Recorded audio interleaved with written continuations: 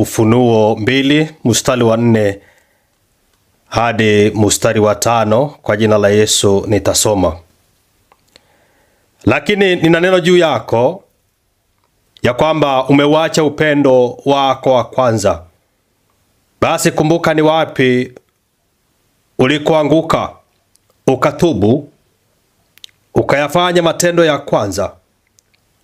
Lakini usipofanya hivyo, naja kwako, nami nitakiondoa kinara chako katika mahali pake. Usipotubu, nami nitakiondoa kinara chako katika mahali pake usipotubu. Basi kumbuka ni wapi ulikoanguka ukatubu,